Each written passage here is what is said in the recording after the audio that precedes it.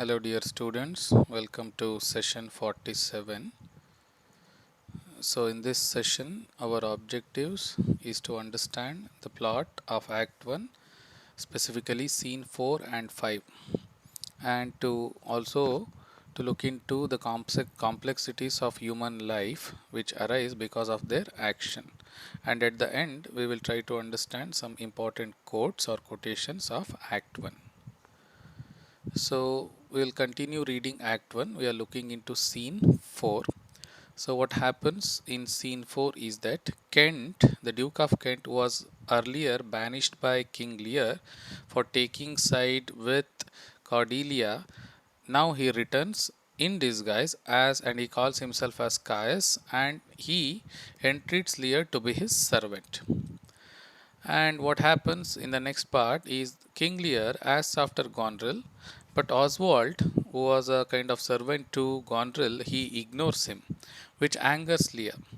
And Lear sends a knight to find out what is going on, and the knight he comes back and he reports to King Lear that Oswald he behaved very rudely when he asked about Gondrel and her health, and that Oswald is ignoring King Lear's commands, which makes King Lear very much angry that he is being neglected, and he wants to talk to Gondrel, and he asks for his fool to come to him so that he can get a kind of amusement in this situation where he is being ignored and he is losing his temper and losing control over his mind. So what is happening in this part of the play, that Lear, who expected his two daughters Gondrel and Regan to be very nice to him because he has divided his kingdom between two of them.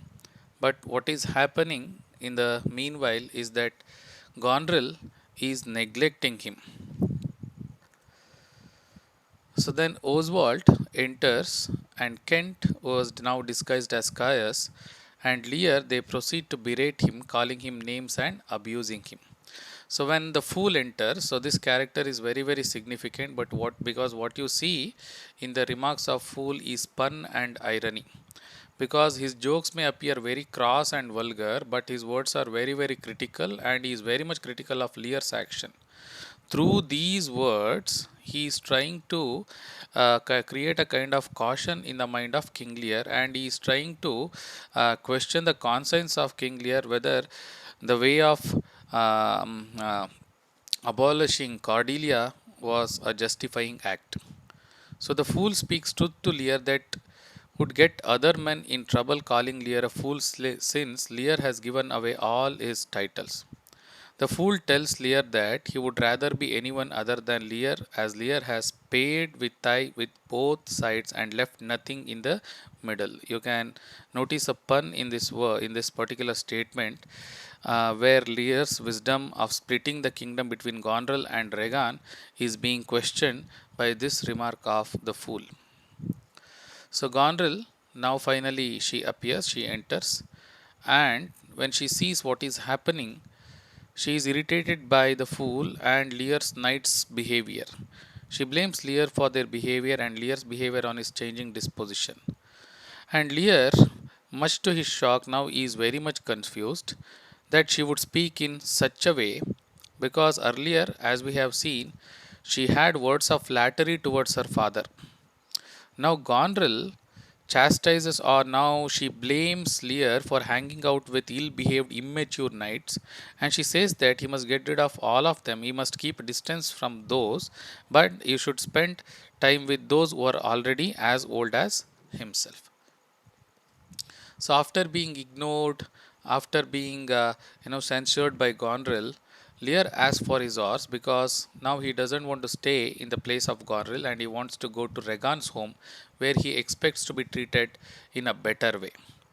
So the Duke of Albany, he enters and he requests King Lear to be patient because he thinks that things are going to be resolved. But unfortunately, Lear is not ready to listen, because what we see that Lear is gradually losing his temper. You can see a kind of excessive pride in King Lear, where he is the person who decides what he wants to do. So Lear calls Gondrel with several names and he rages against her, and he defends his men, his knights as good. And worst part is that he curses his own daughter Gondrel, and he curses Gondrel's lady part so that she becomes barren. So our Duke of Albany, by looking all at this, is very much confused. So Lear finally, along with his men, he leaves from there. And Gondrel, she tells Albany, her husband, that he must stay out of this, and she says that Lear is old and he is ranting of an, and whatever he says is just an ranting of an old fool. So in the next part, in scene 4, we have Lear and Fool. They enter again. And Lear, he continues his rage against Gondrel, and he claims that she has emasculated him, cheated him, betrayed him, and he says Regan will be better. So he has lost all the expectations, all of the hopes from Gondrel, and now he has expectations from Regan, where he thinks that at least she will treat him in a better way, and that he will return to his former glory. And in this expectation, he decides to go to Regan. Gondrel, now she complains that how reasonable King Lear's request that he should be allowed to stay at his place along with 100 knights. And this is something unacceptable for Gondrel. So she decides to write a letter to her sister Regan and make sure that she also does the same. So Albany tries to be sympathetic towards his wife, but she rebuffs him, that saying that she knows Lear's heart, that she understands Lear's very much, and Albany shouldn't interfere in whatever she is doing. So Goneril, she sends Oswald with the letter encouraging him that whatever she has written is not enough, but he can add his own words so that Regan believes that Lear is turning into an aged fool man.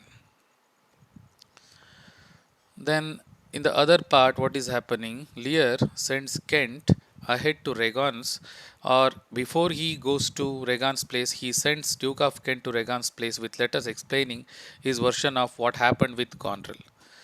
But on the fool, who is a kind of person who is very close, accompanied to King Lear, who has seen whatever happening with King Lear, he tells Lear that Lear would have made a good fool, again admonishing his lack of wisdom in disowning Cordelia. So what is happening?